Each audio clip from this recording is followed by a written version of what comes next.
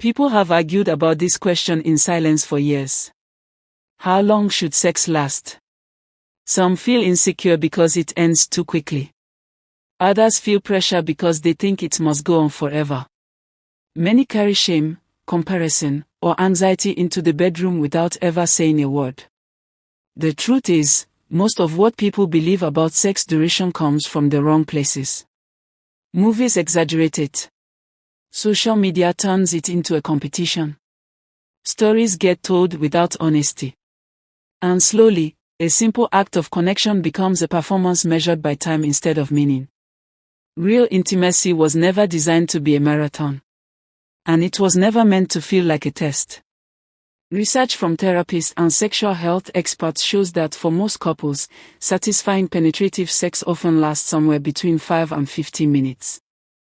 That range surprises people because it clashes with what they've been taught to expect. But the science keeps repeating the same message. Duration alone does not create satisfaction. Connection does. Many people confuse long sex with good sex. But longer does not always mean better. Sometimes longer happens because neither partner feels safe enough to speak honestly.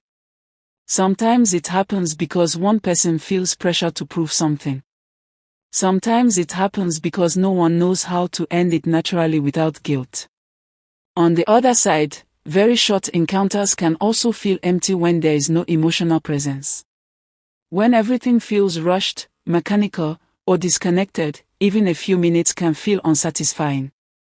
That is why time alone has never been the true measure. What truly matters is how both people feel before, during, and after. Foreplay often matters more than penetration. Emotional build-up, affection, teasing, conversation, and comfort create anticipation that time alone cannot replace. Many couples discover that when foreplay is present, the pressure on duration disappears. Satisfaction comes easier. Relaxation follows naturally. Another overlooked truth is that everybody is different. Stress levels, emotional connection, physical health, age, and comfort all influence how long intimacy lasts. Expecting the same duration every time is unrealistic. Some days are slower and deeper. Others are shorter and intense. Both can be equally fulfilling. Communication changes everything. Couples who talk openly about what they enjoy tend to worry less about time. They understand that intimacy is not a performance but a shared experience. They stop guessing and start connecting. They learn that satisfaction is not something one person gives and the other receives. It is something created together. One of the biggest problems is pressure. When someone enters intimacy focused on lasting longer, anxiety often takes over. The body responds to stress by rushing or shutting down. The moment becomes about control instead of connection. Ironically, the more someone tries to control duration, the less natural the experience becomes. Removing pressure restores balance. Intimacy should feel safe, not stressful. It should feel mutual, not measured.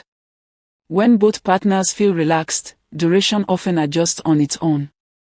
The body finds its rhythm when the mind is calm. Another uncomfortable truth is comparison.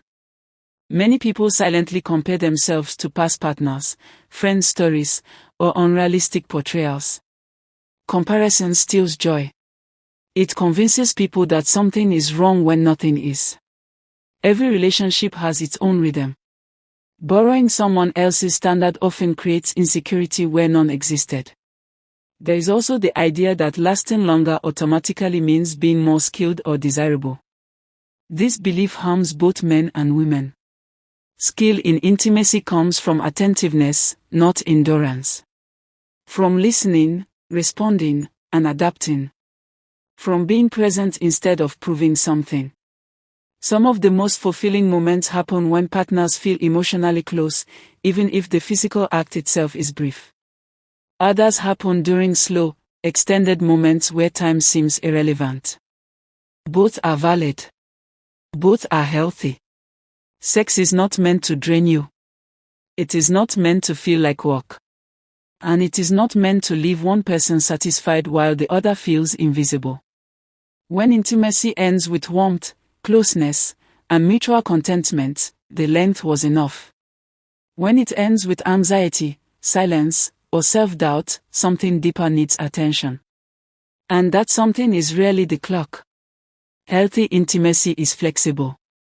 It adapts to moods, seasons of life, and emotional states. Long-term couples often discover that satisfaction comes in waves. Sometimes intimacy is playful and short. Sometimes it is slow and deep. The success lies in acceptance, not rigidity. Rigidity. If there is one truth worth holding on to, it is this. Great sex is not about how long it lasts. It is about how connected you feel while it's happening. The moment intimacy becomes about pressure, comparison, or fear, it loses its purpose.